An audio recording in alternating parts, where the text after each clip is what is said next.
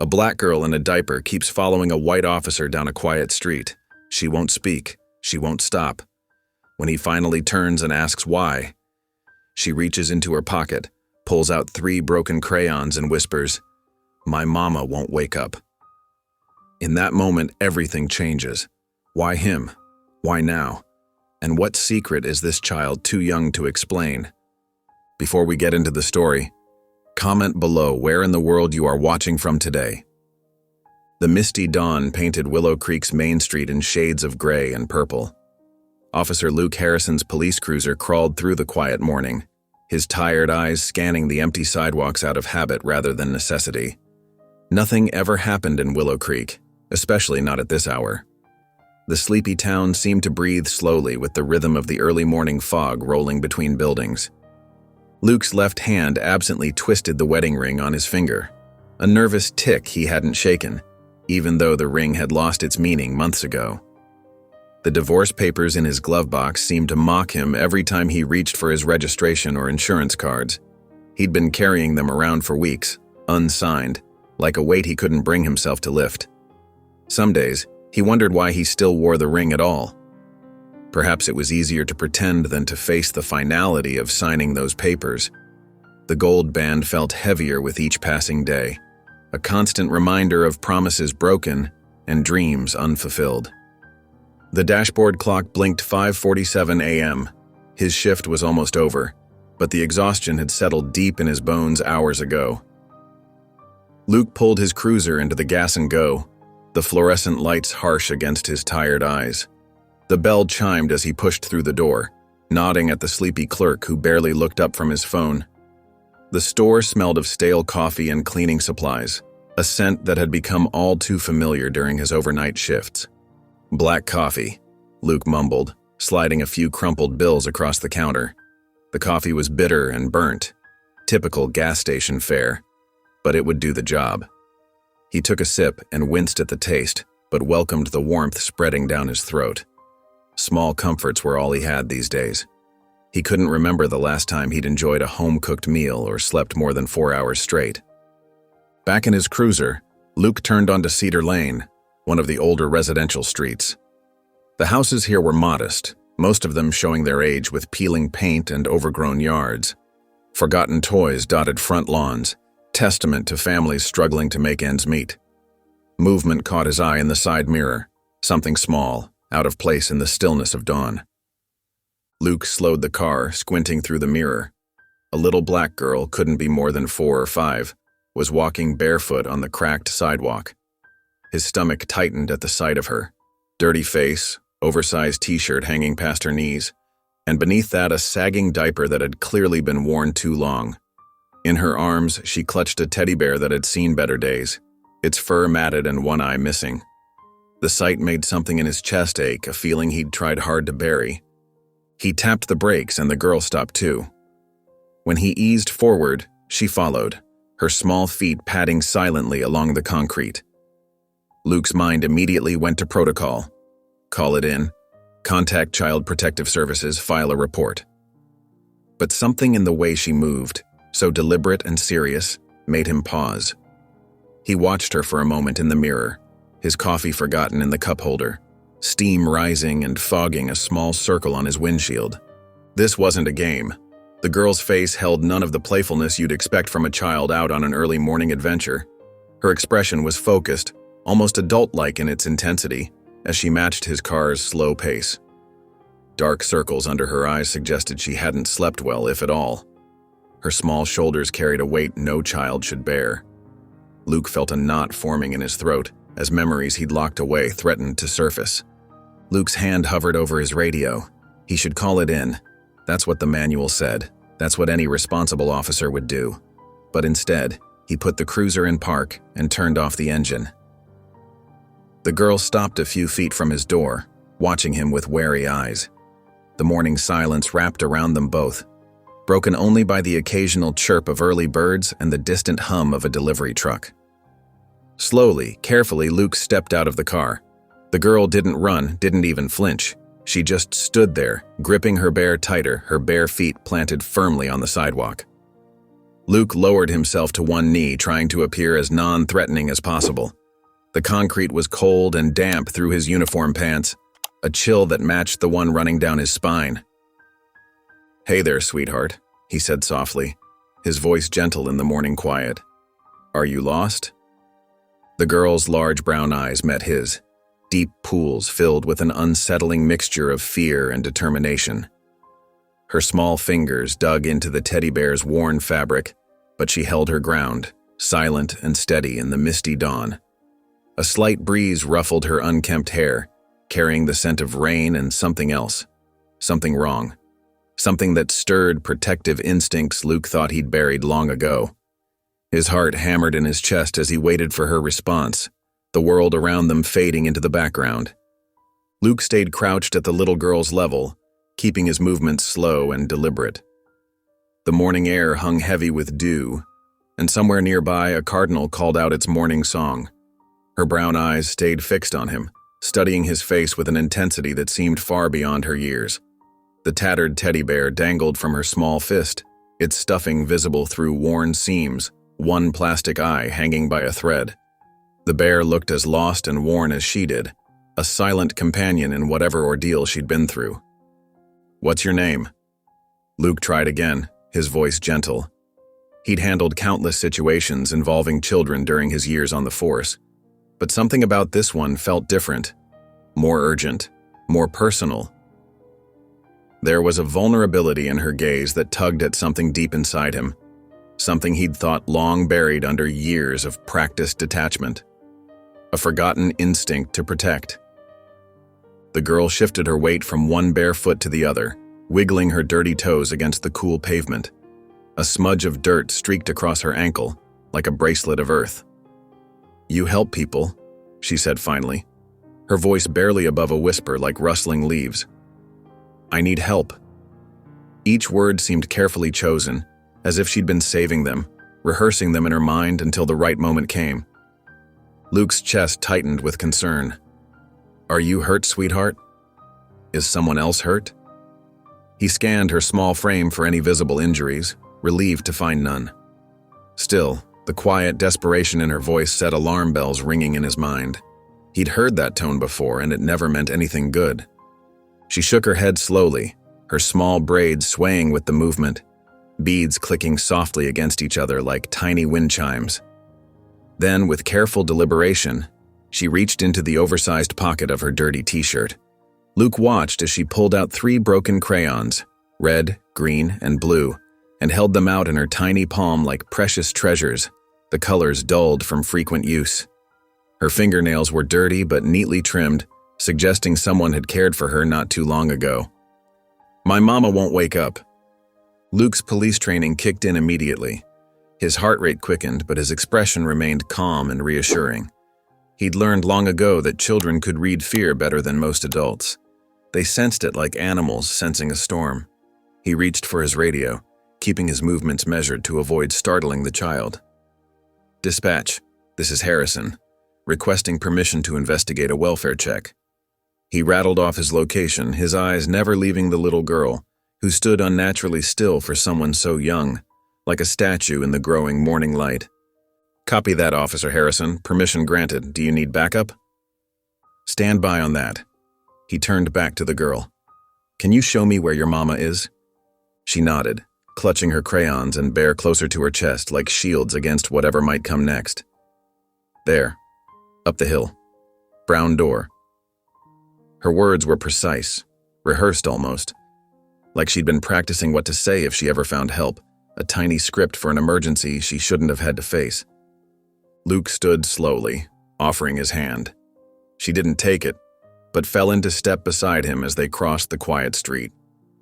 Her tiny feet made no sound on the pavement, while his boots seemed to echo in the morning stillness.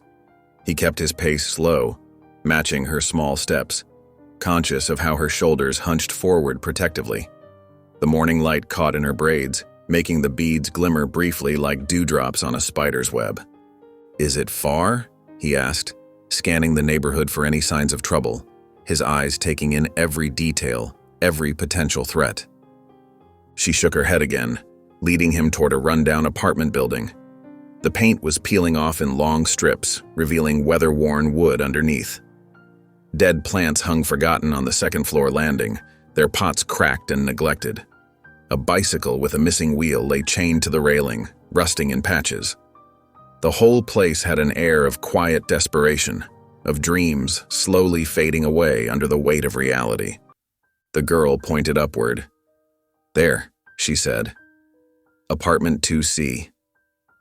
Her finger trembled slightly, betraying the fear she was trying so hard to control.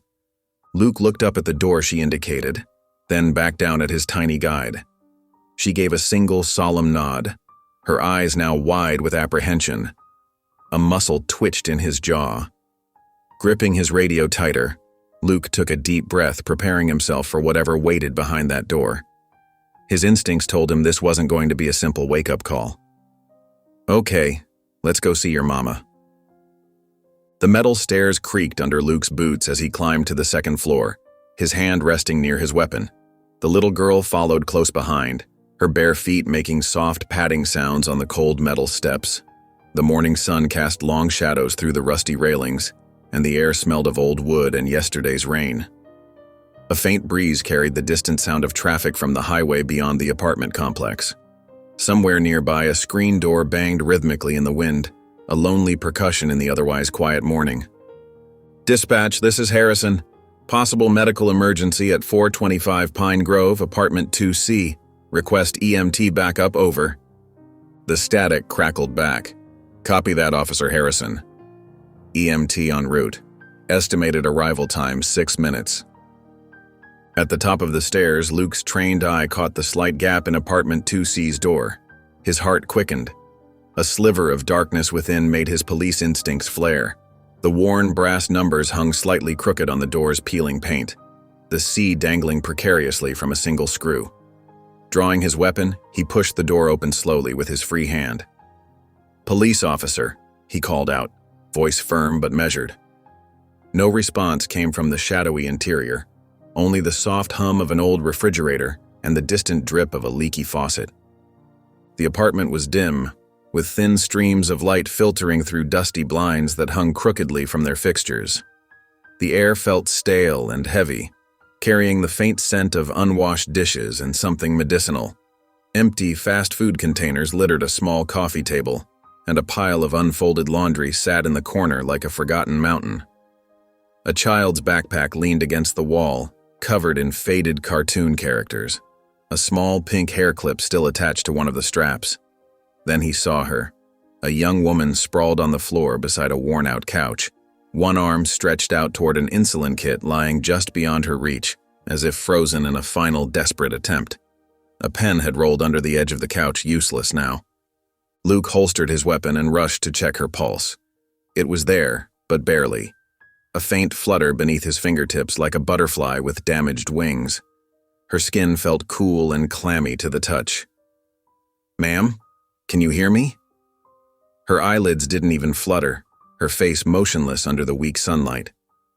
A half-empty glass of water had spilled nearby, leaving a dark stain on the carpet that spread outward like a silent cry for help.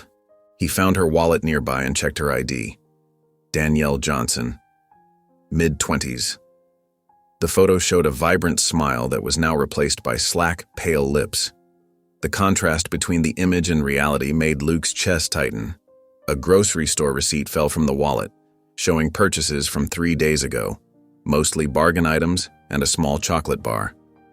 The little girl walked over and sat down cross-legged next to her mother. She placed her teddy bear on the floor and watched silently as Luke elevated Danielle's legs using a couch cushion.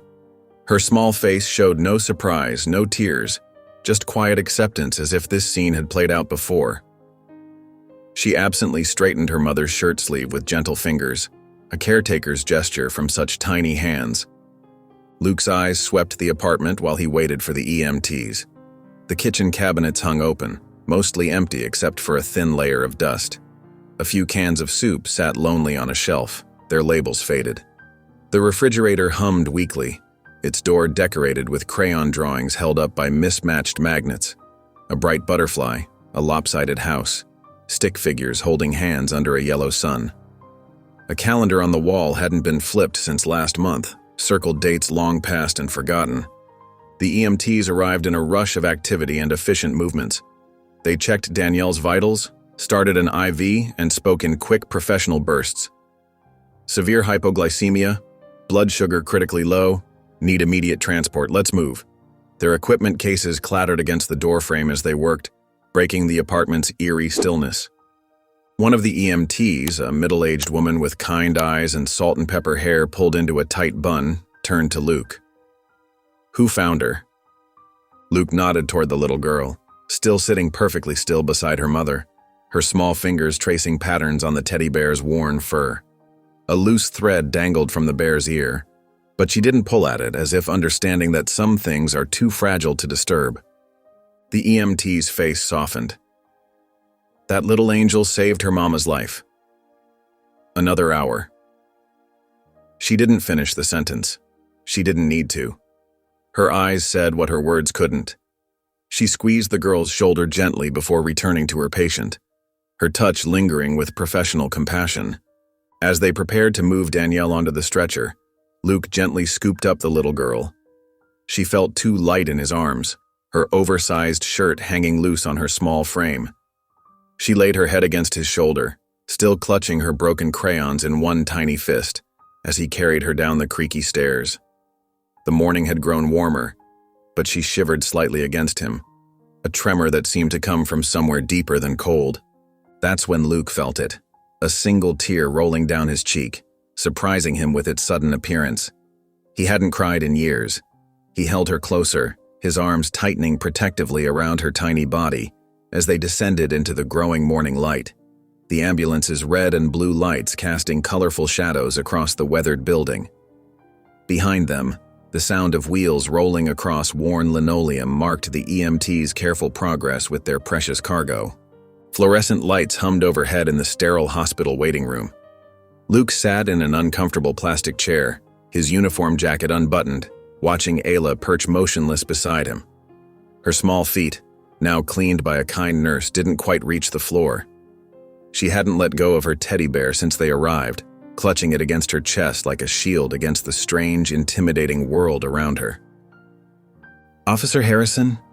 A woman in a navy blazer approached them holding a manila folder. "I'm Carla Monroe from Child Protective Services." Luke stood, stretching his stiff back. His muscles protested after hours of sitting. "How's her mother doing?" "Stable, but still unconscious." Ms. Monroe glanced at Ayla, lowering her voice to a whisper.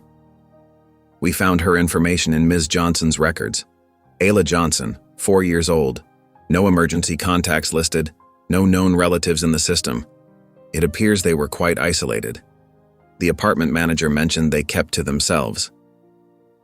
A nurse wheeled a cart past them, the squeaky wheel echoing in the quiet hallway, and Luke noticed how Ayla's eyes tracked every movement, every person. Her face remained carefully blank, but her tiny fingers gripped the teddy bear tighter, knuckles turning white with tension. She seemed to be memorizing everything, studying her surroundings with the careful attention of someone much older. "Here, sweetie." Another nurse stopped by, offering Ayla an apple juice box with a gentle smile. "Thought you might be thirsty." Ayla took it with her free hand but just held it in her lap, staring at the cartoon apple on the box as if trying to decode a secret message. She didn't poke the straw through or make any move to drink it.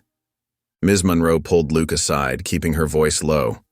"We'll need to place her in temporary foster care by tomorrow morning if no family members come forward. I hate to rush things, but those are the protocols. The system moves quickly with children this young. There's a good family in Riverdale who might have space." Luke rubbed his tired eyes, feeling the grit of a long night shift. "I understand. I'll need to sign some witness forms for the medical report." "Yes, right here." She handed him a clipboard. As he signed, she asked, "You're not a relative, correct?" "No, ma'am, just the responding officer." The words felt hollow as he said them, echoing strangely in his chest. Luke tried crouching down to Ayla's eye level, his knees popping slightly. "Hey there, can you tell me if you have any aunts or uncles? Maybe a grandma or grandpa somewhere?" She didn't look up, didn't respond. Just held her bear, her crayons, and the untouched juice box. a tiny island of stillness in the busy hospital. Her silence spoke volumes more than words could have. "I'll arrange transport for her by 9 a.m. tomorrow," Ms. Monroe said, checking her watch. "You've done more than enough, Officer Harrison. We'll take it from here." Luke nodded, gathering his jacket. His shift had ended hours ago. The thought of his empty apartment waited, promising sleep but little comfort. He walked toward the sliding glass doors, the morning sun now high and bright outside. But then he heard it, the soft pat-pat-pat of bare feet on tile behind him. He turned around. Ayla stood there, small and determined, her arms stretched out toward him.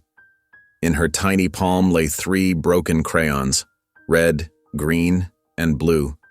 She didn't speak, didn't cry, just held them out to him like an offering, her eyes wide and pleading, a silent message that needed no translation. Luke stared at her, feeling something crack open inside his chest, a wall he'd built years ago beginning to crumble. Those 3 broken crayons might as well have been keys, unlocking something he'd kept sealed away for far too long. The precinct buzzed with its usual afternoon activity, but Luke barely noticed. He sat at his desk in the far corner, staring at the blank emergency foster placement form like it might bite him. His coffee had gone cold hours ago, his stomach growling from missing lunch. The crisp white paper seemed to mock him with its empty lines and checkboxes, demanding answers he wasn't sure he had. "Not my problem," he muttered, running a hand through his disheveled hair. But even as he said it, those 3 broken crayons flashed in his mind, red, green, and blue. The way Ayla had held them out to him like tiny treasures. The trust in her eyes when she looked up at him. Something about that small gesture had lodged itself in his chest, refusing to budge no matter how hard he tried to ignore it. He picked up his phone and dialed the hospital. A tired-sounding receptionist confirmed what he dreaded. Ayla was sitting in a temporary holding room, waiting for CPS pickup tomorrow morning. No bed, no toys, just waiting. The image of her following him to the hospital exit made his chest tight. Her little footsteps had echoed behind him, hopeful and persistent, like she somehow knew he was her best chance, even when he didn't believe it himself. Luke tried to focus on his incident reports, but the words blurred together into meaningless shapes. The wall clock's ticking seemed unusually loud. 3:30 p.m. Each tick another moment, Ayla sat alone. Standing abruptly, he walked to the break room, needing movement, needing space to clear his head. The bulletin board there was covered in photos. Officer Martinez's new baby with pudgy cheeks and a toothless grin. Detective Wilson's kids' soccer game with mud-splattered uniforms. Sergeant Peter's family vacation at the beach. Happy faces everywhere. Luke's jaw clenched as he remembered his own family photo, torn up 3 years ago after the divorce, the pieces scattered like the broken pieces of his heart. He'd sworn then he'd never put himself in that position again, never risk that kind of pain. Back at his desk, the form waited. Luke picked up his pen, then set it down. Picked it up again, tapping it nervously against the edge of his desk. The questions seemed endless, intrusive. Current living situation? Previous childcare experience? Emergency contacts? Financial stability? He left several boxes empty, then slowly began filling them in, each answer a commitment he wasn't sure he could keep. His hand shook slightly as he wrote his address, his phone number, his employment details. The deadline, 5 a.m. tomorrow, loomed in his mind like a ticking bomb. With each box he completed, the weight on his shoulders grew heavier, yet somehow his breathing came easier. Without telling anyone, he grabbed his keys and jacket, slipping out before his colleagues could ask questions he couldn't answer. The drive back to the hospital felt both too long and too short, the streets both familiar and strange. When he reached the pediatric ward, there she was, exactly where he'd left her. Ayla sat perfectly still, those 3 crayons clutched in one tiny fist, her teddy bear watching silently from her lap, its button eyes reflecting the fluorescent lights. Luke approached slowly and crouched down to her eye level, his knees popping slightly. "Hey, remember me?" he said softly, his voice gentler than he'd used in years. She nodded, her eyes serious and watchful, taking in every detail of his face. He held up the partially completed form, his heart pounding against his ribs like a drum. "Would you want to come stay with me for a few days?" Ayla didn't speak, but after what felt like forever, she stood up, reached for his hand with her free one, and took a step toward him. That single step bridged more than just physical distance. The fluorescent lights of Walmart buzzed overhead as Luke guided his cruiser into the nearly empty parking lot. Night was settling in, painting the sky a deep indigo. Ayla's tiny hand gripped his tightly as they walked through the automatic doors, the blast of air conditioning making her shiver slightly in her oversized t-shirt. She pressed herself closer to his leg, seeking warmth and safety in this unfamiliar place. Luke grabbed a shopping cart, his mind racing through mental checklists. What did a 4-year-old need? The last time he'd shopped for a child was... He pushed the thought away, the memory too raw, too painful, focusing instead on the immediate necessities that stood before him like an urgent mission. In the children's clothing section, he held up shirts against Ayla's small frame, guessing at sizes while trying to appear confident. The plastic hangers clacked together as he sorted through the rainbow of options, overwhelmed by the simple task. "This one okay?" he asked, showing her a plain pink t-shirt with a tiny pocket. She nodded slightly, her expression serious, fingers tracing the hem with curious interest. He tossed it in the cart, along with a package of pull-up diapers that looked about right, and a few pairs of soft cotton pants in cheerful colors. They moved through the aisles methodically. Luke's police training kicked in: assess, decide, act. Toothbrush, soft-bristled, child-sized with cartoon characters that might make brushing less of a chore. Shampoo, something gentle, no tears formula in a purple bottle shaped like a friendly monster.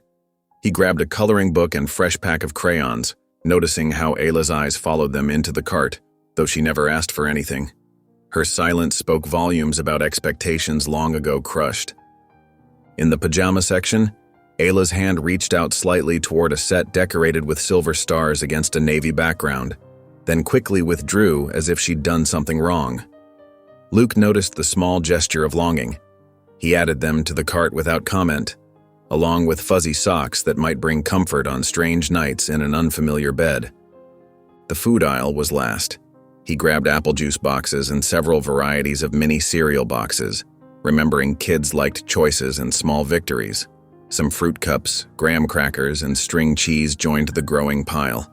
Ayla stayed close to the cart, one hand always maintaining contact with its metal frame, as if afraid it might disappear if she let go, just like everything else in her short life. At checkout, the clerk's eyes darted between Luke in his rumpled uniform and the silent child beside him. Her eyebrows rose slightly, but she said nothing as she scanned the items, the beep of the register filling the awkward silence. Luke kept his expression neutral, though his heart hammered beneath his badge. The receipt printed long and white. He folded it carefully, thinking, 3 days. I'll return it all in 3 days. Back in the cruiser, Ayla was asleep before they left the parking lot. Her head nodded forward, the faithful teddy bear tucked under one arm, her breathing deep and even. Luke drove carefully through the darkened streets, stealing glances in the rearview mirror at her peaceful face, illuminated briefly by passing streetlights like snapshots of innocence. The dusty child seat had been waiting there for years, a ghost he'd never had the heart to remove. Now it cradled someone new, someone unexpected who somehow fit perfectly in its embrace. Luke pulled into his driveway, the porch light casting long shadows across his modest craftsman home. 2 bedrooms, one empty for so long it had become a shrine to what might have been. "You can do 3 days, Harrison," he whispered to himself as he turned off the engine. "Just 3. But something in his chest tightened as he looked back at the sleeping child, something that felt dangerously like hope taking root where only emptiness had lived for years. The porch light cast long shadows as Luke carried Ayla's sleeping form up the steps of his craftsman house. Her head rested heavily against his shoulder, her breathing deep and steady. The shopping bags rustled quietly in his other hand as he fumbled with the key, the plastic handles cutting into his fingers. A cricket chirped somewhere in the darkness, the only witness to this strange homecoming. Inside, the house felt different somehow, less empty but more daunting. The familiar walls seemed to watch him, curious about the tiny newcomer in his arms. Luke moved carefully through the dark hallway to the guest bedroom, his footsteps soft on the hardwood floors. The room hadn't been used in months, but the sheets were clean, smelling faintly of lavender detergent. Dust particles danced in the beam of moonlight streaming through the half-open blinds. He laid Ayla gently on the bed, watching as she stirred slightly but didn't wake. Her eyelids fluttered for a moment before settling back into peaceful sleep, her small face relaxed and vulnerable in the dim light. The Walmart bag crinkled as he pulled out the star-patterned pajamas, the price tag still dangling from one sleeve. With careful movements, he changed her out of the dirty t-shirt and pull-up, using a bath towel as a makeshift changing pad. His hands trembled slightly. He hadn't done this in so long. Each fold and tuck felt both foreign and achingly familiar, like reading words in a language he'd once been fluent in. "Mama," Ayla muttered in her sleep, turning her head to the side. Luke froze, his heart clenching at the word. He held his breath, watching her face for signs of distress, but she didn't wake. He tucked her under the covers, pulling them up to her chin, placing her teddy bear within easy reach and the 3 broken crayons on the nightstand. The room needed work. He quietly moved an old toolbox from the corner, wiped dust from the dresser with his sleeve, leaving clean streaks across the wooden surface, and found a soft blanket in the hall closet to drape at the foot of the bed, just in case the night turned cold. A forgotten family photo faced downward on the bookshelf. He left it untouched. In the living room later, the TV flickered silently, casting blue shadows across the walls. Luke sat in his recliner, staring through the images without processing them. The house creaked and settled around him, familiar sounds that suddenly felt strange and amplified. Every few minutes he found himself straining to hear any movement from the guest room, his ears picking up phantom cries. His coffee grew cold in the mug between his palms. The hallway seemed longer tonight as he paced it for the 3rd time, the floorboards whispering beneath his feet. He paused by the nursery door, still closed, untouched for years. His hand lifted toward the knob but dropped away, fingers curling into a fist. Not tonight. Some doors were better left unopened. He checked the front door's locks twice, then set his phone alarm for 6:30 a.m., placing it on the nightstand beside his bed. Sleep proved elusive, his mind racing with forgotten parenting details. Should he have left a nightlight on? What if she needed water? Every hour he found himself walking the hallway again, listening. At midnight. At 1 a.m. When 2 a.m. rolled around, his throat felt dry as sandpaper. He padded to the kitchen for water, gulping it down, then couldn't resist checking one more time. The guest room door creaked slightly as he eased it open. Moonlight spilled across the bed where Ayla slept peacefully, one small hand curled protectively around her crayons beneath the pillow, her chest rising and falling in gentle rhythm. Her teddy bear had fallen to the floor. Luke quietly retrieved it and tucked it back beside her. "Just 3 days, kiddo," he whispered into the darkness, the words hanging in the air like a promise he wasn't sure he could keep. Something about the sight of her sleeping there made his chest ache with a feeling he couldn't quite name. The morning sun was just beginning to peek through the kitchen blinds when Luke's eyes snapped open. Something felt different in the quiet house. Then he heard it. Tiny footsteps padding across the tile floor downstairs. His heart jumped as he remembered. Ayla. The emergency placement. 3 days. Luke found her sitting cross-legged on the kitchen floor, her teddy bear propped carefully against the cabinet. She watched him with those serious brown eyes, not saying a word. Her star pajamas were slightly rumpled from sleep, and her hair was mussed into tiny puffs around her face. One small hand rested protectively on her teddy bear's worn head, her fingers absently stroking its frayed ear. "Good morning," Luke said softly, trying to sound cheerful despite his uncertainty. "Are you hungry?" Ayla nodded once, her eyes following his every movement as he opened the refrigerator and pulled out eggs. The sound of the shells cracking seemed too loud in the quiet kitchen. Luke whisked them carefully, adding a pinch of salt like his mother had taught him years ago.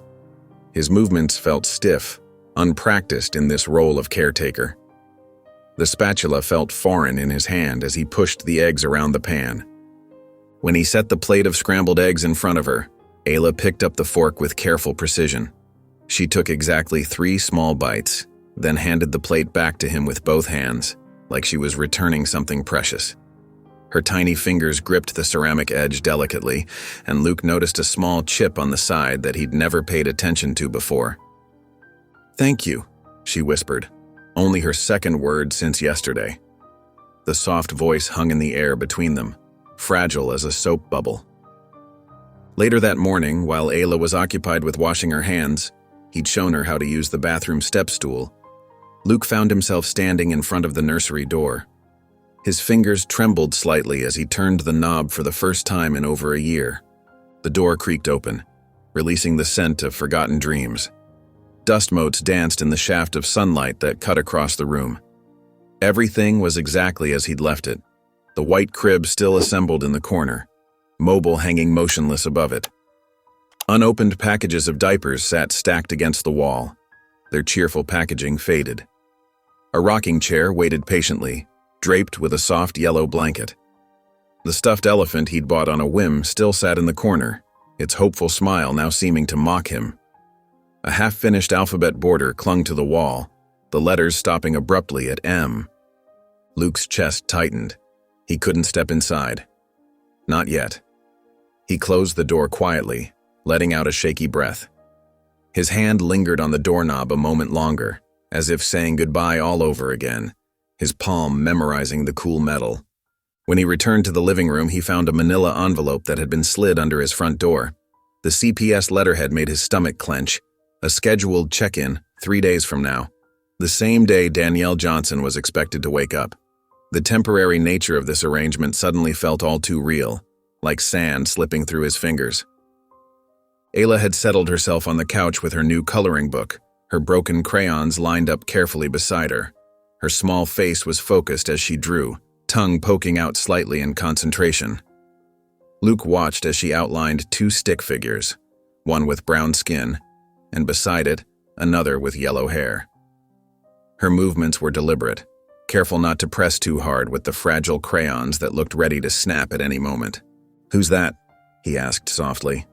Without looking up from her drawing, Ayla replied in her quiet voice, "Me and the police." Luke swallowed hard, his throat suddenly tight. Something in his chest shifted, like a key turning in a lock he'd forgotten existed. A door he thought permanently sealed creaked open just a fraction. The late afternoon sun cast long shadows across Luke's front porch as he stepped outside, closing the screen door softly behind him. Through the window, he could see Ayla curled up on the couch, her teddy bear tucked under her chin as she napped. The sight made his heart twist in a way he hadn't felt in years.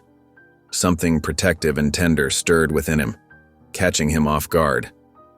Luke pulled out his phone, his thumb hovering over Sarah's name. They hadn't spoken in 6 weeks, not since she'd dropped off the last box of her things, her eyes avoiding his as she'd walked away for the final time. He pressed call before he could talk himself out of it, his heart hammering against his ribs. The phone rang 3 times. Each ring made his stomach clench tighter, like a fist slowly closing around his insides. "Luke?" Sarah's voice was guarded, careful, with that familiar edge he'd come to know during their last months together. "What's wrong?" "Nothing's wrong," he said quickly, then paused, searching for the right words. I needed to tell you something. I've taken in a child. Temporarily." The silence on the other end stretched so long he thought the call had dropped. He could almost picture her face, the slight furrow between her brows, the tightening of her lips. "You what?" Sarah's voice cracked like thin ice over deep water. "It's an emergency placement, 3 days, She? The word came out sharp enough to cut through steel. Luke's throat felt dry like sandpaper. "Yes, she's 4, her mother's in the hospital and—" "Are you serious right now?" Sarah's laugh was bitter, brittle, like dead leaves crunching underfoot. "A little girl? Really, Luke?" He gripped the porch railing, knuckles white, the wood digging into his palm. "It's not like that. No, you couldn't hold on to me, so now you're playing house with a stranger's kid? Her voice rose with each word, trembling with barely contained emotion. Is this supposed to fix everything? Make up for what happened? Sarah, you never grieved with me, she cut in, words rushing out like a dam had broken. You shut me out. You buried yourself in work and left me alone with all that pain. And now you're using this little girl to fix what you broke? Luke closed his eyes, letting her words wash over him like a cold rain. Each one struck true, but he didn't fight back. He couldn't. The weight of the past 3 years, the stillbirth, the silence, the divorce papers, pressed down on his shoulders like a physical burden. Sarah's voice cracked again, but she covered it quickly with anger. Does she even know about the nursery, about Emma? I have to go, Luke said quietly, his voice barely above a whisper. Of course you do, you always do. The call ended with a click that echoed in his ears like a gunshot. Luke sank down onto the porch steps, watching the sun sink toward the horizon, painting the sky in shades of orange and pink. The evening air grew cool around him as minutes ticked by, his thoughts swirling like autumn leaves in a storm. Mr. Luke? Ayla's small voice drifted through the screen door, sleepy and uncertain. He reached up to wipe his face, surprised to find it wet with tears he hadn't realized he'd shed. Standing slowly, he squared his shoulders and took a deep breath, forcing the past back into its box. He walked back inside to where Ayla waited, her tiny figure a reminder of both what he'd lost and what now stood before him. Ayla, he said softly, his voice steadying as he spoke her name. It's okay. Let's get you something to eat. Ayla's eyes, still heavy with sleep, brightened at his words. She reached out her small hand, and Luke took it, feeling the warmth of her trust seep into him. The tenderness in his heart grew, pushing aside the pain of the past. Together they walked to the kitchen, the promise of new beginnings lighting their way. The morning sun filtered through the laundry room's small window, casting a warm glow on Ayla as she stood on her tiptoes, struggling to reach the washing machine's door. Her tiny hands gripped her beloved teddy bear, its fur matted and grimy from years of love and countless hugs. She'd watched a commercial last night about washing stuffed animals, and in her 4-year-old mind, giving her bear a bath seemed like the right thing to do. After all, Luke always said being clean was important. With determination etched on her small face, she managed to pull open the heavy door and carefully placed her bear inside, giving it one last reassuring pat. It's okay, she whispered to the worn toy. You'll be all clean soon. She reached up again, this time for the buttons she'd seen Luke press yesterday when he taught her about laundry day. Her finger found the largest button, and she pushed with all her might. The machine whirred to life, water rushing in around her precious companion. Luke woke to an unfamiliar sound, not just the usual rhythm of the washing machine, but something else. Something that made his chest tighten and his police officer instincts kick in. Crying. Not just any crying, but the heart-wrenching sobs of a child in distress. He threw off his covers and rushed down the hallway in his rumpled t-shirt and sweatpants, his heart pounding with each step as he followed the sound to the laundry room. There sat Ayla on the cold tile floor, tears streaming down her flushed face as she stared at the spinning drum. Her small body shook with each sob, hands pressed against the glass as if trying to reach through it. Luke's heart broke at the sight of such raw anguish from a child who rarely showed any emotion at all. Ayla, what's wrong, sweetheart? He knelt beside her, careful not to startle her with sudden movements. The floor felt cold against his knees, but the chill was nothing compared to the worry flooding through him. Between hiccuping sobs, she managed to whisper, "It's gone. My bear's gone." Her voice cracked on the last word, fresh tears spilling down her cheeks and dripping onto her pajama top. I can't see him anymore." Her little fingers trembled against the glass, searching desperately. "Oh, honey." Luke's voice softened as understanding dawned. "Your bear's not gone. Look." He reached over and pressed the pause button. The drum slowly came to a stop, and there, tumbling in the soapy water, was her teddy bear, spinning in a dance of bubbles. "See? He's just taking a bath like you did last night. Remember how good that felt?" Ayla's crying quieted as she pressed closer to the glass. her small nose almost touching it as she watched her bear float in the sudsy water. A tiny hiccup escaped her lips as she studied her friend's soggy adventure. Luke gently wrapped an arm around her small shoulders, and to his surprise, she leaned into him, her tears soaking into his t-shirt. The trust in that simple gesture wasn't lost on him. They sat there together on the laundry room floor, watching the machine complete its cycle. Luke explained each sound and movement, pointing out how the water helped clean her bear and make it smell fresh again. "The soap is like magic," he said softly. "It chases away all the dirt." Ayla remained quiet but attentive, occasionally sniffling and wiping her nose with the back of her hand. When the wash cycle finished, Luke guided her hand to the dryer's start button. "Want to help me give your bear the final part of his bath? This will make him all warm and fluffy." She nodded, pressing the button with careful concentration, her eyes never leaving the machine. As the dryer hummed to life, Luke noticed how Ayla's shoulders had relaxed, her earlier panic subsiding into curious anticipation. They waited together, the gentle tumbling sound filling the quiet morning air. Luke made a mental note to explain about washing special toys before bedtime stories tonight. When the cycle finished, Luke pulled out the bear, now clean and fluffy, still warm from the dryer. Ayla's eyes widened in wonder as she hugged it close to her chest, burying her face in its renewed softness. The transformation seemed almost magical to her. She inhaled deeply, taking in the fresh scent of detergent that now clung to her faithful friend. Luke knelt down beside her, meeting her eyes. "Next time, we press the buttons together, okay? That way your bear won't have to take a bath all alone." Ayla nodded, and then something magical happened. Her lips curved upward into a small, genuine smile, the first he'd seen since she arrived. It transformed her entire face, reaching all the way to her eyes and making them sparkle in the morning light. In that moment, Luke felt something shift inside him too, warm and unexpected. The morning light streamed through the kitchen windows as Luke finished clearing away their breakfast plates. Ayla sat quietly at the table, her teddy bear propped up beside her empty cereal bowl. Luke noticed her hair had become increasingly tangled over the past day and a half, dark curls sticking out in various directions, forming a beautiful but increasingly knotted halo around her small face. "Hey, sweetheart," he said gently, reaching for the new pink brush he'd bought at Walmart yesterday, thinking it would be perfect for a little girl. "Let's get those tangles out, okay? Make you nice and neat for the day."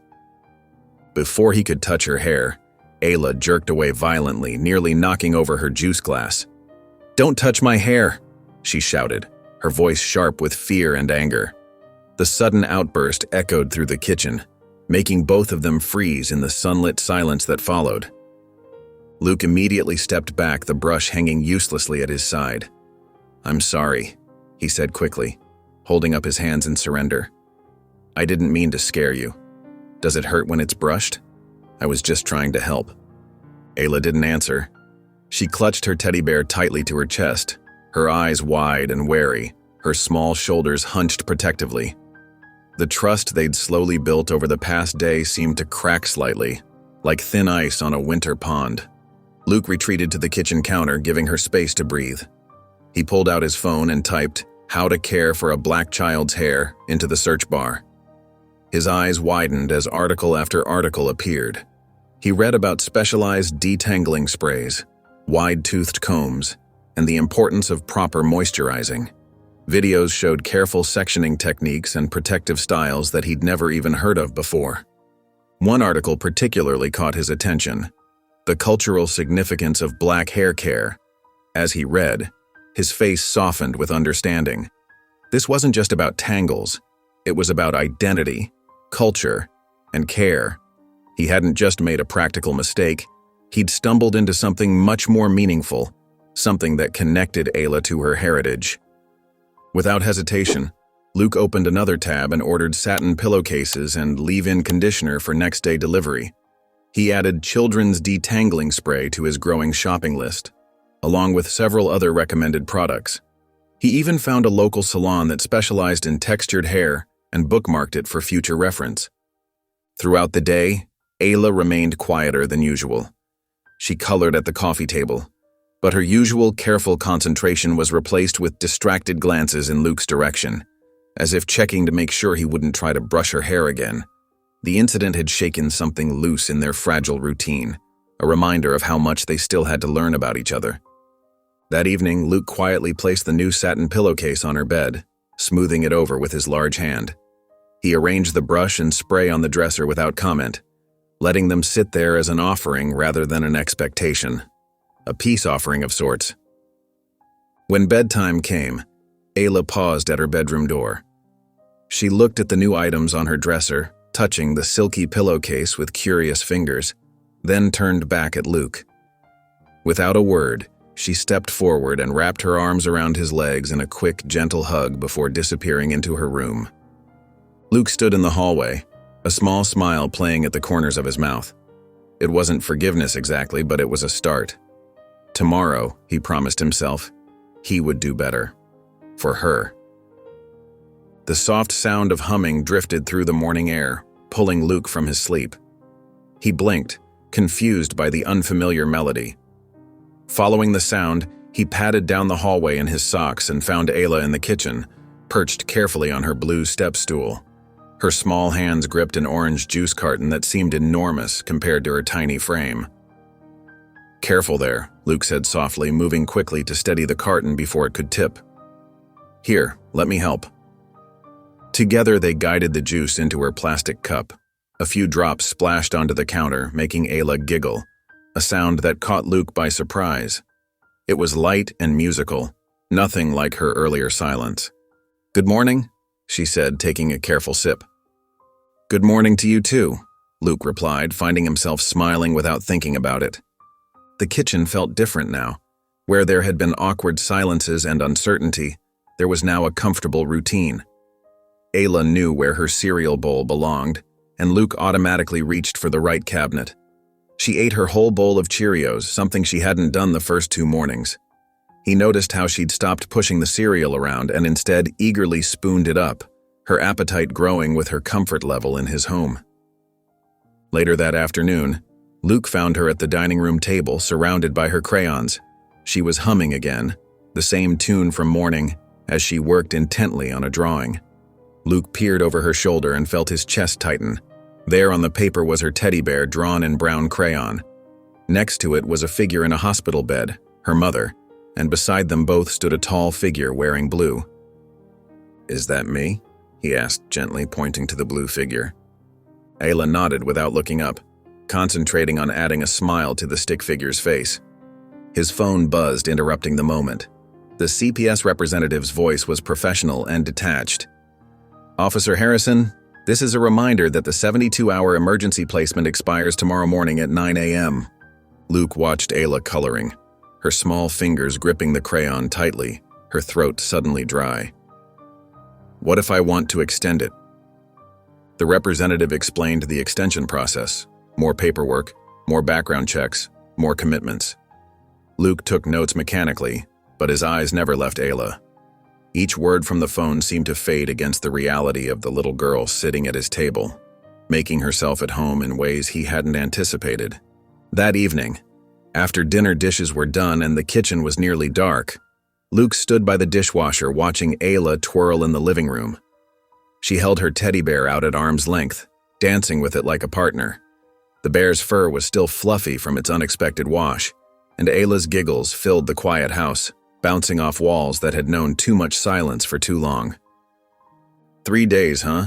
Luke muttered to himself, shaking his head slightly. Feels like longer. He walked to his laptop and opened it, pulling up the extension paperwork. The cursor blinked on the screen, waiting for his decision. A tiny, pulsing light that somehow felt like the most important thing in the world right now. The crunch of tires on gravel announced Diane Harrison's arrival. Luke was wrestling with grocery bags when he heard the distinctive sound of her sedan pulling into his driveway. His stomach tightened. He hadn't told his mother about Ayla yet. The thought of explaining the situation made his mouth go dry. Before he could react, the front door creaked open. Ayla, still in her star pajamas with one sock slightly drooping around her ankle, peeked out curiously at the elegant woman climbing out of the car. Diane froze mid-step, her perfectly styled gray hair catching the morning light. Her smile flickered like a faulty bulb as her gaze fixed on the small child. "Well, hello there," Diane managed, her southern accent stretching the words thin as pulled cotton. Her eyes darted to Luke, who was now hurrying up the porch steps with his arms full of grocery bags, a carton of eggs teetering dangerously on top. "Mama," Luke said, trying to keep his voice steady despite the hammering in his chest. "This is Ayla. She's staying with me for a bit, a temporary placement." The word temporary felt strange on his tongue, almost like a lie. Diane's smile remained fixed as she followed them inside. The kitchen felt smaller somehow with her presence, as if the walls had inched closer. While Luke unpacked groceries, placing items in cabinets with more force than necessary, Ayla retreated to her coloring book at the dining table, stealing glances at the newcomer through her dark lashes. "Luke," Diane whispered sharply, pulling him toward the hallway by his elbow. "What exactly are you thinking? People are going to talk. She's not your child." Her voice carried the weight of small-town gossip. Luke's jaw tightened, a muscle twitching beneath his stubbled cheek. People can talk all they want. "Is this about Sarah? About the baby?" Diane pressed, her voice softening with concern. "Because if you're just trying to fill some hole—" "Don't." Luke's voice was low but firm, like thunder before a storm. "This isn't about that." Ayla's crayon scratched quietly against paper in the silence that followed, the sound oddly comforting in the tension-filled room. Diane watched her with a mixture of concern and judgment that made Luke's chest hurt like an old wound reopened. "I just worry about you," Diane said, smoothing her skirt with hands that betrayed a slight tremor. "After everything? And now taking in a strange child? What do you even know about her family?" "She needed help," Luke snapped. "I gave it, that's all." He crossed his arms, creating a barrier between himself and his mother's disapproval. Diane's lips pressed into a thin line. She gathered her purse, muttering about church committee responsibilities and being late for a meeting.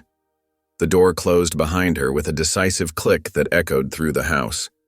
The house felt hollow in her wake, as if something vital had been extracted. Luke found Ayla crouched behind the living room couch, clutching her teddy bear against her chest like armor. Her eyes were wide and uncertain when she looked up at him, glistening with unshed tears. "Did I do something bad?" she asked in a whisper that broke his heart into jagged pieces. Luke knelt beside her, pulling her into a tight hug, breathing in the sweet scent of her hair. "No, baby. You didn't do anything wrong." He held her close, feeling her small frame relax against him, and didn't let go for a long time, as if his embrace could shield her from all the world's hurts. The fluorescent lights of the Willow Creek police station hummed overhead as Luke guided Ayla through the front doors.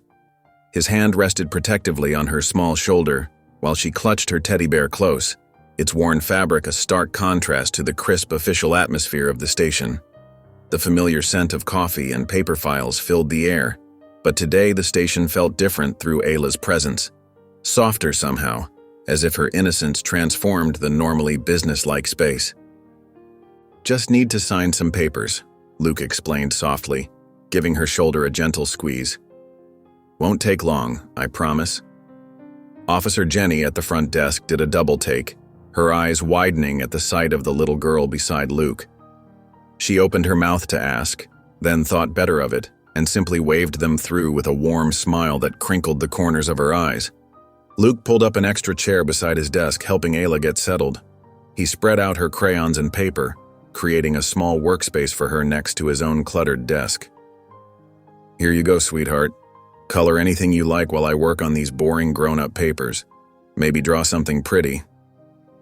The bullpen's usual chatter quieted as other officers noticed their visitor. Some smiled and waved, their faces softening.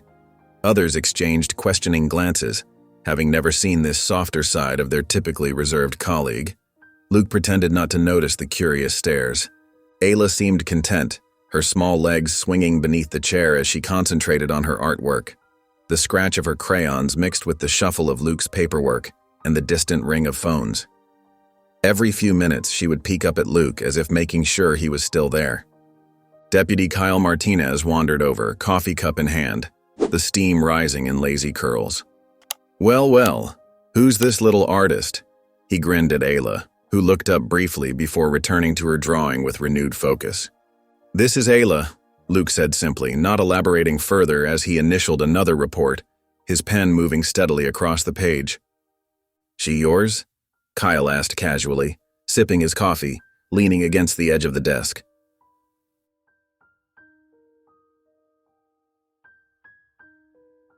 Luke's pen paused mid-signature. He glanced at Ayla, who was now carefully selecting a blue crayon, her tiny fingers deliberate in their choice. The question hung in the air for a moment before he answered softly, "Maybe." The word carried more weight than its single syllable suggested. Kyle nodded, understanding more than Luke had said, and drifted back to his own desk without another word. As Luke finished the last report, Ayla stood up and walked to his side. She held out her drawing with both hands, a careful creation showing 3 figures beneath a bright yellow sun. There was her mother in the hospital bed, drawn with brown crayon, her hair flowing across the pillow. Next to the bed stood Luke in his blue uniform, a smile on his face that was bigger than Luke could remember wearing in real life. And between them both was Ayla herself, holding hands with Luke, her stick figure small but unmistakably happy. Luke's throat tightened as he accepted the picture, his fingers careful not to crease the edges. Without a word, he tucked it carefully inside his vest pocket, right over his heart. Standing up, he grabbed some quarters from his desk drawer and led Ayla to the break room's vending machine, her small hand naturally finding his. "Pick anything you want," he said, helping her reach the buttons that were too high for her to touch. Her face lit up as she chose a small package of cookies, her eyes following them as they tumbled down. Back in the patrol car, Ayla clicked her seatbelt into place without being asked. She looked thoughtful as she munched on a cookie, crumbs falling onto her lap. After a moment, she asked, "Do all police have kids?" Luke smiled, meeting her eyes in the rearview mirror. They were serious and questioning, wise beyond their years. "Number. But I think every kid should have someone who looks out for them. Someone who cares." She nodded seriously, hugging her teddy bear close as they drove home in peaceful quiet, the late afternoon sun casting long shadows across the road ahead. The digital clock blinked 2:03 a.m. when a piercing scream cut through the darkness. Luke's body reacted before his mind caught up, hand reaching for a weapon that wasn't there, heart pounding against his ribs. Then reality snapped into focus. Ayla. He sprinted down the hallway, bare feet silent on the carpet. The moonlight filtering through the window cast long shadows across the walls, transforming the familiar hallway into something ghostly and strange. Another whimper guided him to her room, the sound small but filled with unmistakable fear. Ayla was tangled in her sheets, her small body twisting as if trying to escape something invisible. Sweat matted her hair to her forehead, and tears streaked her cheeks. The teddy bear lay forgotten on the floor, tossed aside in her nightmare struggle, her tiny fists clenched and unclenched in distress. "Ayla, sweetheart?" Luke called softly, kneeling beside her bed. He touched her shoulder gently, feeling the rapid flutter of her heartbeat beneath his fingertips. "Wake up, baby. It's just a dream. You're safe now." Her eyes flew open, wild and unfocused. For a moment she stared through him, still caught in whatever terror had gripped her sleep. Then recognition dawned, and she launched herself into his arms, nearly knocking him backward with the force of her desperate embrace. "I had a bad dream," she sobbed into his neck, her whole body trembling like a leaf in the wind. "Mama was gone. You were gone too. Nobody was there.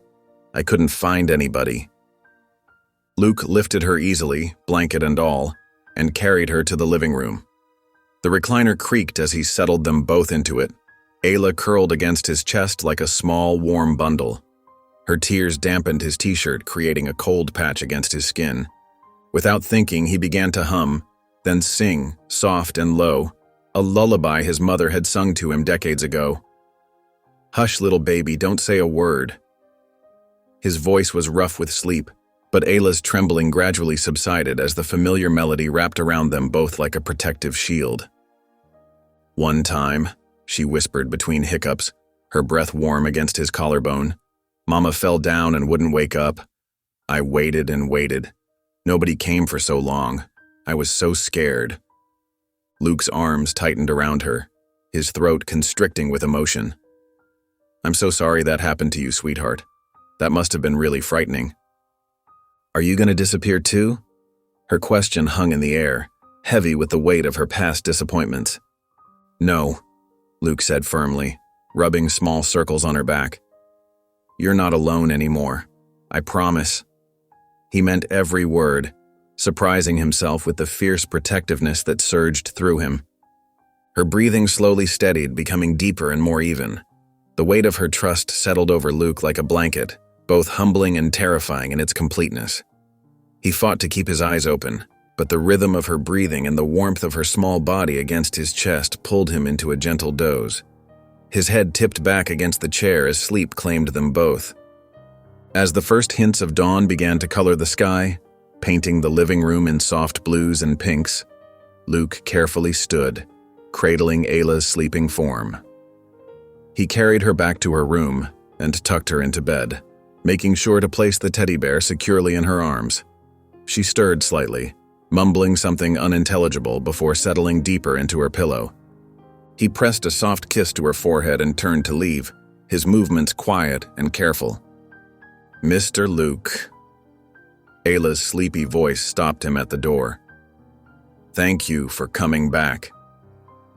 The morning sun filtered through the kitchen blinds as Luke sorted through paperwork at his worn oak table. Coffee steam curled up from his world's okayest cop mug, a gag gift from years ago that somehow never made it to the donation pile. His eyes caught on Ayla's hospital admission forms, scanning routine details until something made his heart skip: her date of birth. Today. He glanced into the living room where Ayla sat cross-legged on the carpet, carefully coloring within the lines of her book. Her teddy bear propped against her knee, watching her work with its one remaining button eye. She hummed softly to herself, lost in her own little world. "Hey, Ayla," Luke called softly. "Do you know what today is?"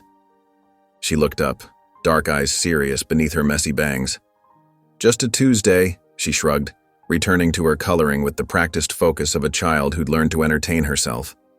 Luke's chest tightened. "Not just a Tuesday, kiddo." He grabbed his keys, told her he had a quick errand, and headed for his car, mind already racing with plans. At Sweet Dreams Bakery downtown, Luke studied the display case with intense concentration.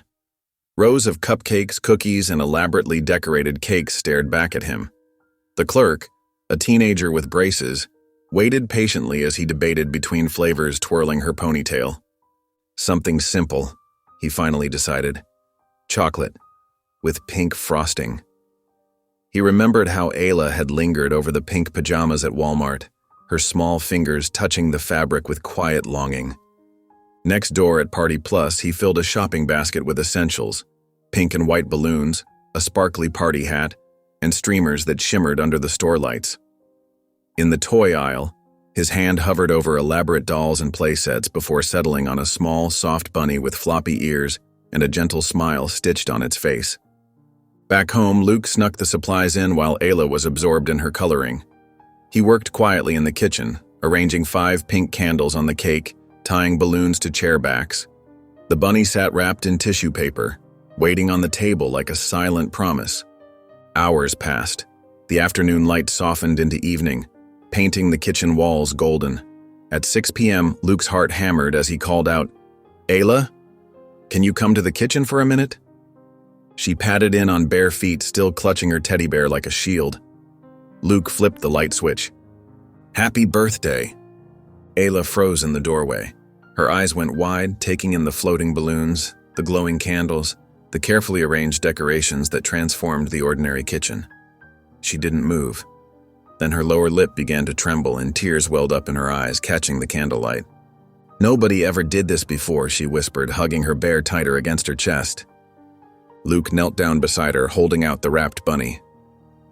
"You're not nobody," he said softly. "And you're not alone. Not anymore."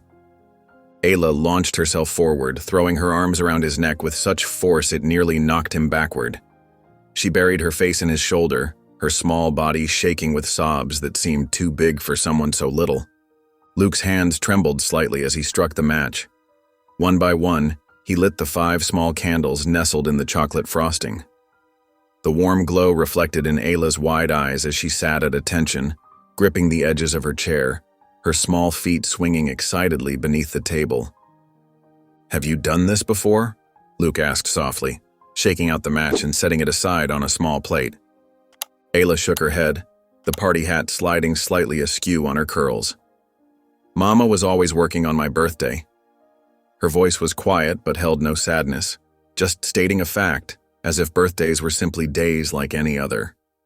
"Well then, this is extra special," Luke said, pulling his chair closer until their knees almost touched.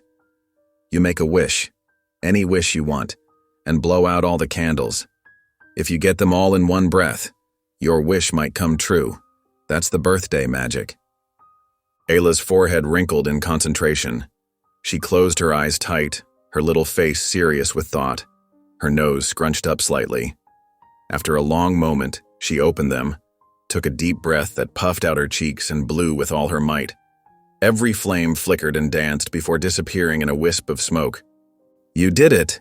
Luke clapped, and Ayla beamed with pride, her smile stretching from ear to ear. "What did you wish for?" he asked, cutting her a generous slice of the chocolate cake he'd picked up from the bakery that morning.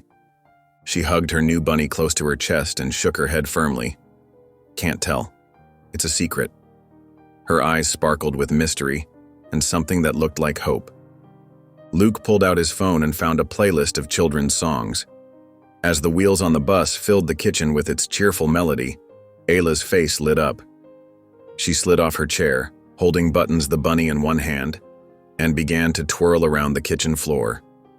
Her giggles bubbled up, real, unrestrained laughter that made Luke's heart swell with a joy he hadn't felt in years.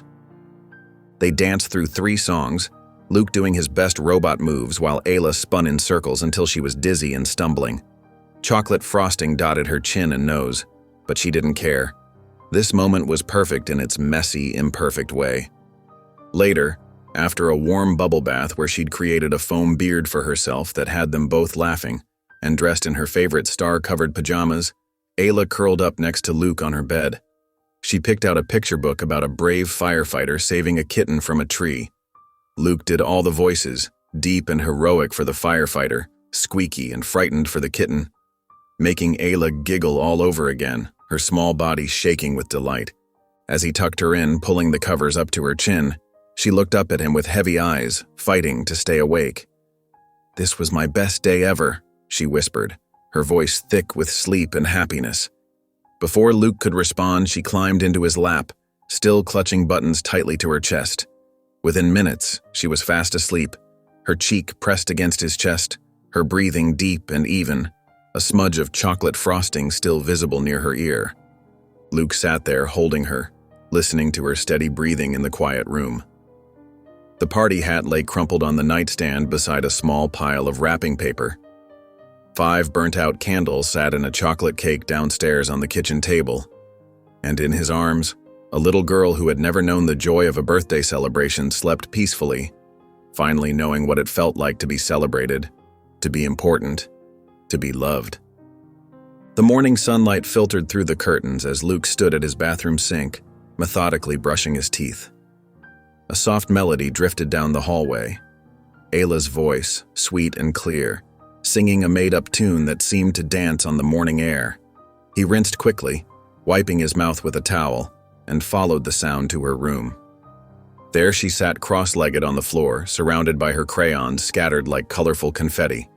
Her tongue poked out slightly as she concentrated on her drawing, small fingers gripping the blue crayon with determination.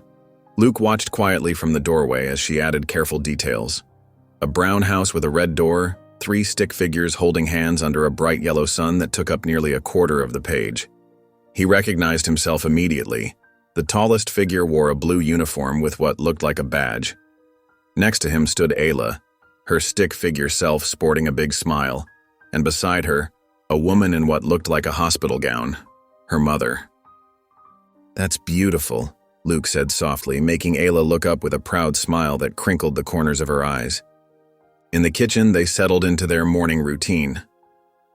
Luke poured 2 bowls of Cheerios while Ayla arranged their spoons just so, making tiny adjustments until they lined up perfectly. The familiar rhythm felt natural now, comfortable like they'd been doing this dance forever. When Luke reached for the milk, his elbow caught the edge of his bowl, sending a splash of white liquid across the table and onto his shirt. Ayla burst into giggles, her whole face lighting up with unbridled joy. "Daddy Luke, can I have more juice?" she asked casually, still grinning at his clumsiness, holding her cup with both hands. The words hit him like a physical force, knocking the air from his lungs. His spoon slipped from his fingers, clattering against the ceramic bowl with a sharp ring. He stared at her, his heart suddenly pounding against his ribs. Ayla looked back at him expectantly, holding up her empty cup, completely unaware of the earthquake she'd just caused.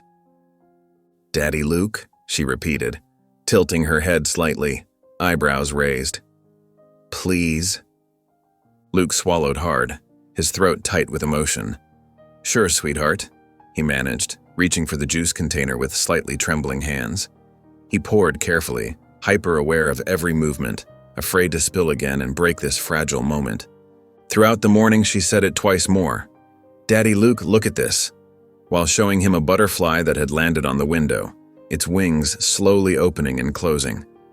"Daddy Luke, help," when she couldn't reach her shoes tucked under the bench. Each time, the words both warmed and terrified him, filling his chest with equal parts joy and panic. During her afternoon nap, Luke sat at his desk and dialed the CPS hotline. His fingers drummed nervously on the wood as he waited, counting the rings, nearly hanging up twice. If an emergency guardian wanted to become more permanent, he asked the representative carefully, his voice barely above a whisper. What would that process look like? The woman explained the requirements: background checks, home studies, training courses, legal proceedings. Luke took mental notes but didn't leave his name. Not yet. He wasn't ready to make it official, but he wasn't ready to let go either. The thought of Ayla leaving made his stomach twist into knots. That night, lying in bed, Luke replayed the morning's moments. Daddy Luke. Such simple words, but they echoed in his mind like thunder, shaking loose feelings he'd buried deep. He rolled over, his eyes landing on the framed drawing from the police station, the one where she'd drawn him standing between her and her mother, protecting them both. He touched the frame gently, tracing the outline of the three figures, then pulled his hand back, overwhelmed by the weight of what those words could mean, and what he wanted them to mean. The late morning sun cast long shadows through Luke's kitchen window as he stood at the counter, preparing Ayla's favorite peanut butter sandwich. He carefully spread the creamy peanut butter to the very edges of the bread, just the way she liked it. His phone buzzed, Ms. Carla Monroe's number flashing on the screen. His heart skipped a beat as he answered, fingers tightening around the phone. "Officer Harrison," Carla's voice was professionally measured, though Luke detected a hint of tension. "I have an update on Danielle Johnson's condition." Luke glanced at Ayla, who sat at the table coloring contentedly, her small face scrunched in concentration as she worked on her latest masterpiece. He stepped onto the back porch, keeping the door cracked open enough to hear if she called for him. "Go ahead." "The doctors report no change in brain activity," Carla explained with a gentle sigh. "They're beginning to see signs that could indicate long-term complications. The insulin shock may have caused more damage than initially suspected.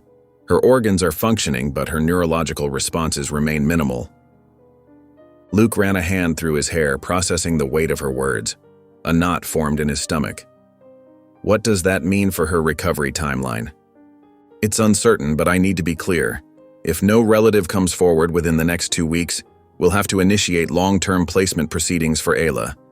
The system requires stability for children in her situation." "What about extending the temporary guardianship?" Luke asked, his voice low and urgent. "Is that possible? She's settled here now." "We can file for a 30-day review period," Carla replied, papers shuffling in the background. "But eventually, we'll need a more permanent solution.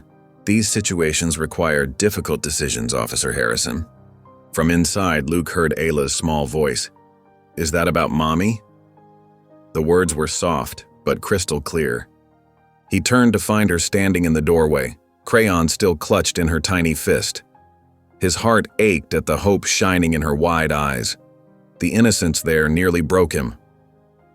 "Yes, sweetheart," he said gently, kneeling down to her level. "Would you like to visit her? We could take her some of your beautiful pictures." Carla's voice came through the phone. "If you think it won't traumatize her, children sometimes struggle with seeing parents in hospital settings." Luke watched Ayla's face carefully, searching for signs of fear or distress. She walked back to the table without answering, picking up her crayons and returning to her artwork with renewed focus. He finished the call with Carla, discussing paperwork and next steps, his eyes never leaving the little girl. When he returned inside, Ayla was drawing intently, her tongue poking slightly from the corner of her mouth. He peered over her shoulder to see her mother lying in what looked like a garden, surrounded by bright flowers in every color of the rainbow. Her mother's face was peaceful, as if in a gentle sleep, with a slight smile on her lips. "Is she better?" Ayla asked without looking up, adding another yellow flower to the corner. Luke knelt beside her chair, choosing his words carefully. "Not yet, baby. But they're trying real hard. The doctors are doing everything they can to help her." That evening, Ayla carefully taped her drawing above her bed, smoothing out the corners with tiny fingers, standing on her tippy toes to reach. Luke stood in the doorway, watching as she stepped back to examine her work, head tilted slightly to one side. "Can you stay a little longer?" she asked softly as he reached for the light switch, her voice small in the dimness of the room. Without hesitation, Luke lay down beside her on the small bed. The mattress dipped under his weight as Ayla curled against his side. Her small hand found his in the darkness, her fingers wrapping around his with complete trust. Though she didn't call him Daddy Luke tonight, the warmth of her touch said everything that needed saying, a silent bond growing stronger with each passing day. The morning light filtered through the kitchen curtains as Luke shuffled in, still groggy from another night of restless sleep. He stopped short at the sight of Ayla, balanced carefully on her blue plastic step stool, her small hands pressing something against the refrigerator door. Scotch tape dangled from her fingers as she worked with intense concentration, her tongue poking out slightly between her lips. She hadn't noticed him yet, totally absorbed in her task, her shoulders hunched forward with determination. Luke approached quietly, not wanting to startle her. As he drew closer, the drawing came into clear view. 3 stick figures rendered in her signature broken crayons.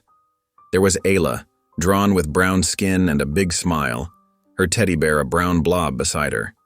Next to her was her mother, lying in what looked like a hospital bed, peaceful despite the circumstances. And between them stood a tall figure in blue, unmistakably Luke, with arms stretched wide like protective wings over both of them, watching over the little family with a crayon smile that stretched from ear to ear. But what made Luke's heart stop was the wobbly text at the bottom. In large, uneven letters, clearly written with great effort. "My Daddy Luke." Each letter showed the pressure of her small hand, some darker than others where she had pressed harder in concentration. His throat tightened as he knelt beside her step stool. "Is that me?" he asked softly, his voice barely above a whisper. Ayla nodded as if it was the most obvious thing in the world. "You help people," she said simply. "You helped me."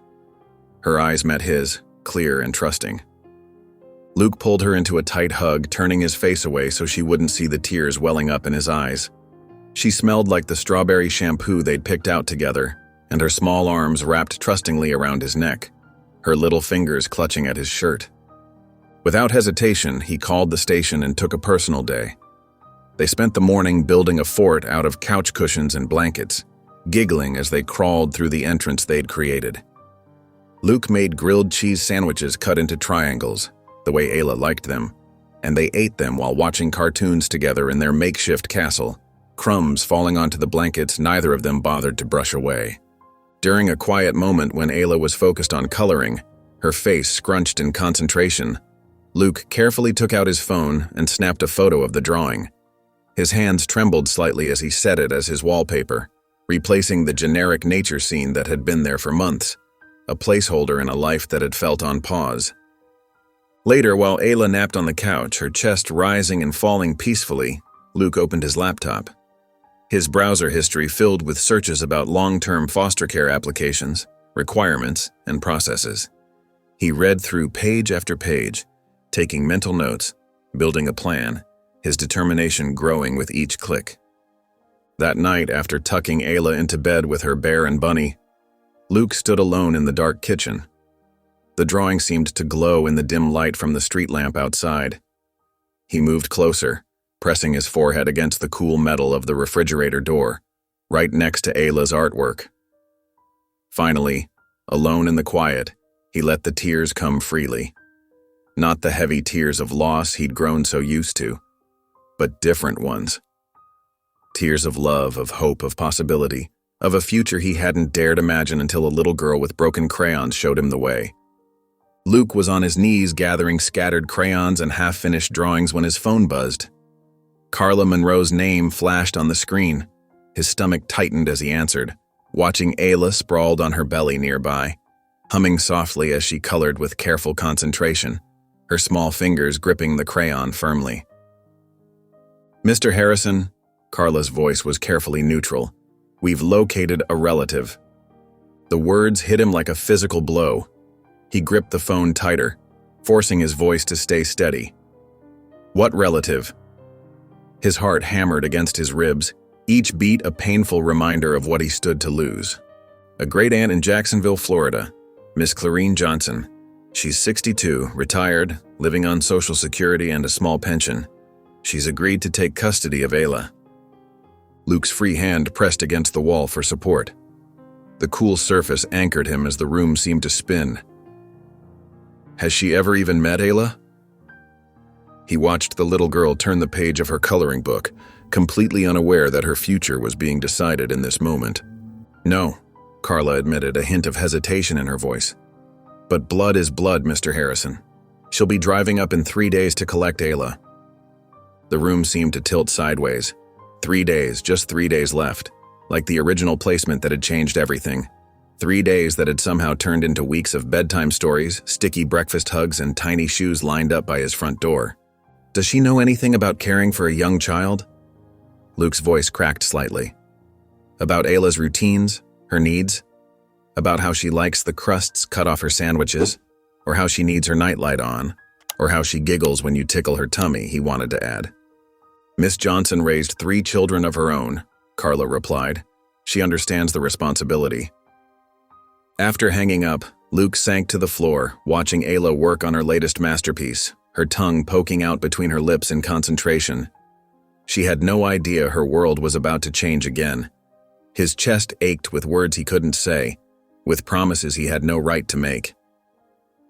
Later that afternoon, desperate for distraction, he took her to the local park.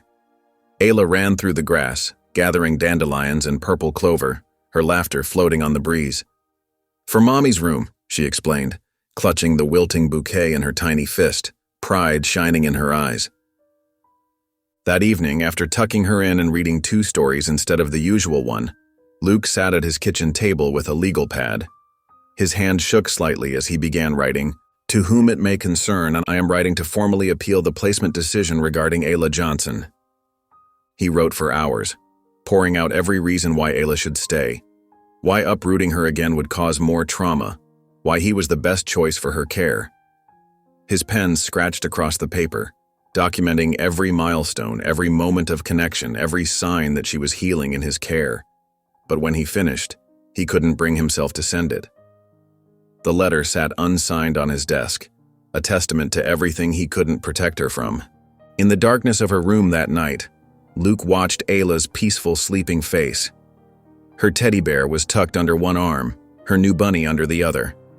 Her breaths came soft and even, trusting in the safety of her world. Her dark lashes rested against her cheeks and her hair curled damply around her face. "She's mine in every way that matters," he whispered to the quiet room, his throat tight with emotion. Then he turned off the light and gently closed the door, leaving his heart behind it. The morning sunlight filtered through the guest room curtains, casting long shadows across the small suitcase lying open on Ayla's bed. Luke sat beside it, his shoulders heavy, fingers tracing the zipper's edge. The house felt unnaturally still, broken only by the distant sound of Ayla humming to herself in the living room, a tune he couldn't quite place but had grown accustomed to hearing. He reached for the stack of newly washed clothes, the star pajamas, the pink t-shirt, the little socks still warm from the dryer. Each item he folded felt like another brick in his chest, weighing him down with every careful crease. The coloring books went in next, their pages filled with her careful scribbles, pictures of houses with smoking chimneys, stick figure families holding hands, and countless rainbows. His hands trembled slightly as he picked up the Ziploc bag containing her 3 broken crayons, red, green, and blue. The same ones she'd held out to him that first morning, asking for help with such trust in her eyes. Luke sealed the bag carefully as if preserving something precious, and tucked it into a side pocket. The new plush bunny, Buttons, went in last, nestled among the clothes like a guardian. Just as he pulled the zipper closed with a finality that echoed in his ears, a small shadow appeared in the doorway. Ayla stood frozen, her teddy bear clutched against her chest so tightly her knuckles whitened. Her eyes locked onto the suitcase, then darted to Luke's face, understanding dawning in her expression, like a cloud passing over the sun. The bear's worn fur bunched between her fingers as she gripped it tighter, her only visible reaction. "Sweetheart," Luke began, his voice catching on the word. There's someone who wants to take care of you. Someone from your family."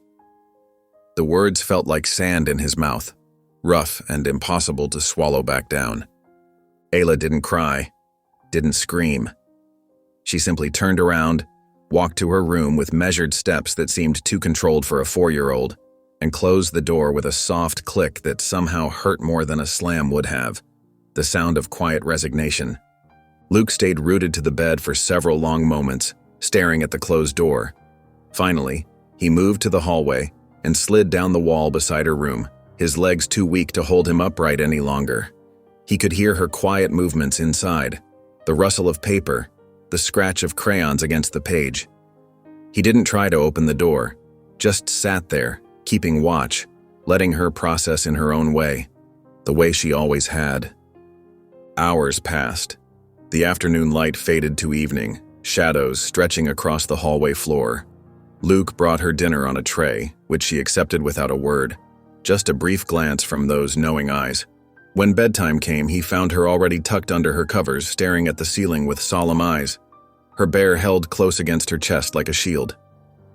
"I'll be right here till morning," he whispered, adjusting her blanket with gentle hands that longed to do more. She turned to face him then, her voice so quiet he almost missed it, like a leaf rustling in the wind. "Why are you packing my things if I didn't say I wanted to go?"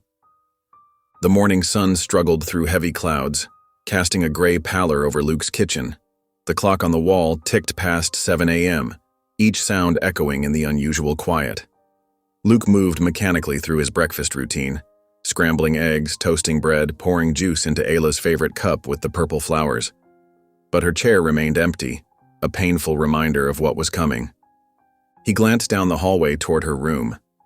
The door was still closed, just as it had been since last night, when he'd tucked her in with an extra-long hug. His heart felt like lead in his chest, heavy with dread for the day ahead. After what seemed like hours, soft footsteps padded down the hall. Ayla appeared in her star pajamas, hair tousled from sleep, clutching her teddy bear tightly against her chest. She climbed onto her chair without a word, her eyes fixed on her plate, small fingers tracing the edge of the table. Luke cleared his throat, trying to find the right words through the fog of his thoughts.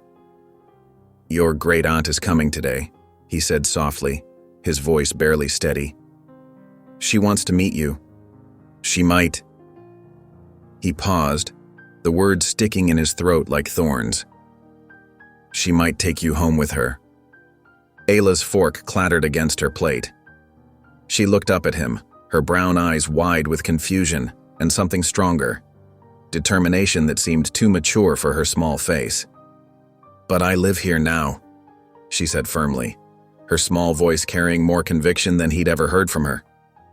The simple truth in those words hit Luke like a physical blow, knocking the air from his lungs. His hands began to shake uncontrollably. Without warning, he stood up and walked quickly to the bathroom, closing and locking the door behind him. He slid down against the cool tiles until he sat on the floor, his fists clenched so tight his knuckles turned white. He tried to hold back the tears, but they came anyway, hot and silent down his cheeks. Through the door, he could hear Ayla's chair scraping against the kitchen floor, followed by quiet footsteps returning to her room. The sound of her retreating broke something inside him. Throughout the morning, Luke picked up his phone several times, Clarine's number ready to dial. His thumb hovered over the call button. Each time, he set it back down with a sigh, knowing he had no legal right to stop this no matter how wrong it felt. Later, he found Ayla in her room methodically packing her small bag.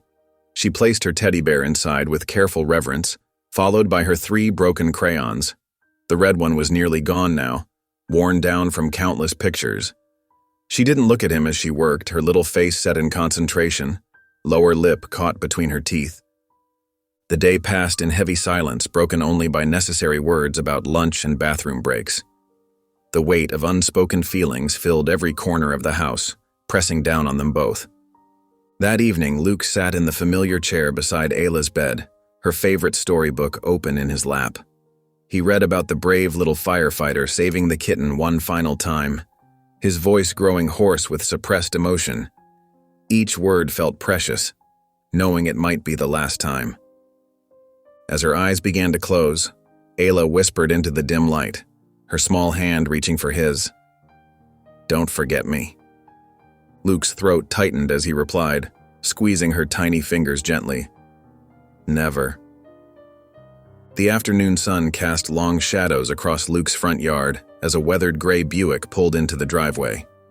Miss Clarine Johnson emerged slowly, her movements deliberate and dignified despite the weariness evident in her bearing. She wore a simple floral dress and carried a small leather purse, her silver hair pulled back neatly in a bun that spoke of a lifetime of practical habits. Luke stood on the porch, his heart hammering against his ribs like a trapped bird. He wiped his sweaty palms on his jeans before forcing a polite smile and walking down to greet her. "Miss Johnson," he said, extending his hand. "Thank you for making the drive. I know it's quite a distance." Clarine's eyes moved methodically over everything. The scattered toys on the lawn, the colorful chalk drawings on the sidewalk, the carefully tended flowers in the window boxes that Ayla had helped him plant. She took in every detail with quiet consideration, her expression giving away nothing of her thoughts. The screen door creaked and Ayla appeared, barefoot in her favorite yellow sundress. She froze at the sight of the stranger, then darted to Luke's side, wrapping herself around his leg like a vine seeking support. Her small fingers dug into his jeans, her eyes wide and uncertain. "Come on in," Luke offered, gently placing a reassuring hand on Ayla's shoulder as he led them inside. The living room told its own story, coloring books spread on the coffee table, a child-sized blanket draped over the couch, crayon drawings proudly displayed on the fridge with colorful magnets. Every corner of the once sparse house now vibrated with the evidence of a child's presence. Clarine settled into an armchair while Luke made coffee. Ayla stayed close to him, shadowing his every move, even as he navigated around the kitchen. "Daddy Luke?" she called softly when she needed help reaching a cup from the lower cabinet, the words making Clarine's eyebrows lift slightly, her gaze sharpening with interest. Over coffee, Clarine watched how naturally Ayla moved through the space, how she gravitated to Luke without hesitation or fear, the easy rhythm they had developed together. The older woman's shoulders seemed to get heavier with each passing minute, as though she were carrying an invisible burden. Finally, she set her cup down with a gentle clink. "I need to be honest with you," she said, her voice tired but clear as a bell. "I don't have much. Just a small apartment in Jacksonville. I live alone, no husband, no other family nearby." She smoothed her dress with weathered hands that had seen decades of work. "I said yes because I thought I had to. Because she's family. Even if I barely remember her mama from reunions years ago." She looked directly at Luke, her gaze steady and searching. "Do you love her?" Luke didn't hesitate, not even for a heartbeat. "Yes, more than I ever thought possible." Clarine nodded slowly, as if confirming something she'd already decided before she even arrived. Then don't make me take her. She belongs here, with you. The relief that flooded through Luke made his knees weak, like a wave washing away the ground beneath his feet. He watched as Clarine pulled out the CPS waiver forms from her purse, signing them with steady strokes that belied her age. She stood and hugged Ayla gently, whispering something in the little girl's ear that made her smile, then turned to Luke. "Thank you," she said softly, her voice thick with emotion, "for stepping in when none of us did, for giving her what we couldn't." From the porch, they watched the gray Buick disappear down the street, its outline growing smaller until it vanished around the bend. Ayla's small hand was warm in Luke's as she looked up at him, her eyes bright with trust and contentment. "Can we have pancakes tomorrow?" Luke grinned, blinking back tears that threatened to spill over. "We can have pancakes every day if you want, sweetheart. Every single day." The morning sunlight streamed through the tall windows of the Willow Creek Courthouse, casting warm patterns across the polished wooden floors. Luke Harrison stood tall in his freshly pressed police uniform, his badge gleaming against the dark blue fabric. His hands trembled slightly as he adjusted Ayla's yellow dress, a special purchase for this momentous day that had taken 3 stores to find in just the right shade. Ayla sat quietly in the front row, her teddy bear tucked securely in her arms, its worn fur a stark contrast to her crisp new outfit. Her hair was styled in neat braids, adorned with yellow ribbons that matched her dress perfectly. She swung her feet back and forth, her shiny black shoes not quite reaching the floor, occasionally glancing up at Luke with a small, knowing smile that held more understanding than most 4-year-olds could muster. The judge, a kind-faced woman in her 60s with silver-rimmed glasses and laugh lines around her eyes, peered down from the bench with gentle eyes. "Ayla," she said warmly, leaning forward slightly, "do you understand what adoption means?" Ayla stood up straight, clutching her bear to her chest like armor. Her voice was clear and confident as she replied, "It means I get to stay home." The simplicity and certainty of her answer brought tears to Luke's eyes, a lump forming in his throat that he couldn't swallow away. The scratching of pen on paper echoed through the quiet courtroom as Luke signed the final documents, the weight of the moment making each motion deliberate. Each signature felt monumental, transforming both their lives with strokes of ink, turning possibility into permanence. Carla Monroe stood nearby, beaming with professional pride, her case folder closed for the last time. She'd seen countless placements over her career, but few had felt as right as this one. "Officer Harrison," the judge declared, her voice carrying through the chamber with maternal warmth, "you stepped in not out of duty, but out of love. That makes all the difference." She handed Luke the new birth certificate, where his name now appeared as Ayla's legal father, the paper feeling somehow both weightless and immensely heavy in his hands. After the ceremony, Luke hoisted Ayla onto his shoulders in one smooth motion. She giggled, holding tight to his head with one hand while clutching her treasured possessions in the other. The Ziploc bag containing her 3 broken crayons held high like a victory flag against the courthouse ceiling. Outside on the courthouse steps, the morning sun caught the lens of the Willow Creek Gazette photographer's camera. Ayla's smile was radiant as she displayed her crayons proudly, the red, blue, and green fragments catching the light. Luke gazed up at her, his expression a mixture of joy and wonder at how this small girl had changed his entire world, had filled the emptiness he'd carried for so long. The camera flash caught them in that perfect moment, father and daughter, their faces full of hope and belonging, the courthouse steps a launching point for their new life together. The photograph would appear in the next day's paper under the headline, "She Found Help. He Found Healing." If you enjoyed the story of Ayla, I handpicked this next story that you will enjoy. Please don't miss this one. Click here to watch it.